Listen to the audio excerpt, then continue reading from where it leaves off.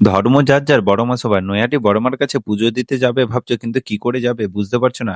আমার বাড়ি হাওড়া জেলার ছোট্ট শহর শ্যামপুর। আমি শ্যামপুর থেকে বিলং করি। যারা বাগনান বা শ্যামপুর বা উলুবেড়িয়া থেকে বড়মার কাছে যাবে ভাবছো, তাদেরকে বলছি তোমরা একটু ভোর ভোর বেরিয়ে চলে যেও বাগনান বা উলুবেড়িয়া থেকে। আমি কিন্তু একদম ভোর ভোর বেরিয়ে পড়েছিলাম। কমলপুর থেকে বাস ধরেছিলাম 3:30 কমলপুর বাস। আর রাত 2টোর সময় স্নান করে বেরিয়ে পড়েছিলাম। তবে আমি একা যাচ্ছি না, আমার সাথে যাচ্ছে আরো 10 জন। আমরা টোটাল 11 জন বন্ধু মিলে বেরিয়ে পড়েছিলাম। এখন ঘড়িতে সময় ভোর 5টা। 5টার সময় শ্যামবাজার বাগনান ফার্স্ট বাস ধরে আমরা ঠিক পৌঁছে গিয়েছিলাম ডানলপ। ডানলপ থেকে একটা অটো ধরে আমরা আগরপাড়া স্টেশন চলে আসি। ওখান থেকে 10 টাকার টিকিট কেটে বর্ধমান লোকাল ধরে আমরা ট্রেনে করে চলে যাই নৈহাটির দিকে। এখন ঘড়িতে সময় প্রায় 7:30। কাকিনাড়া স্টেশন পেরিয়ে নৈহাটি। আর নৈহাটি ঢোকার আগে একটু লেট হয়। নৈহাটি পৌঁছাতে আমাদের সময় লেগেছিল ঠিক ঘড়িতে 8টা।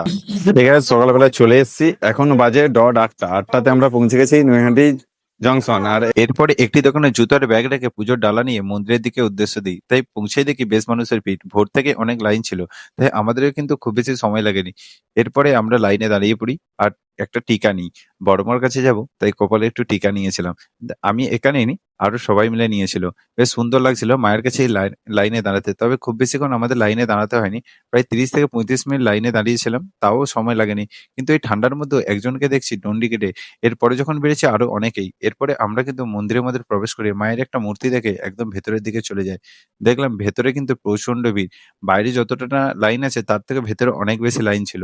আর ভেতরের এই লাইন সিস্টেমটা আমার খুবই ভালো লাগছে। কেউ বেআইনিভাবে ঢুকতে পারে না। একমাত্র বড়মার কাছেই আপনারা কিন্তু পুজো দিতে গেলে পুরোহিতকে কোনো আপনারা দক্ষিণা দিলে নেবে না। কারণ এখানে কোনো দক্ষিণার ব্যাপার নেই বা কোনো 2 নম্বরের ব্যাপার নেই। একমাত্র মন্দির বড়মা, যেখানে কোনো জাত ভেদাভেদ করা হয় না। এখানে সবাই মায়ের কাছে আসে পুজো দিতে।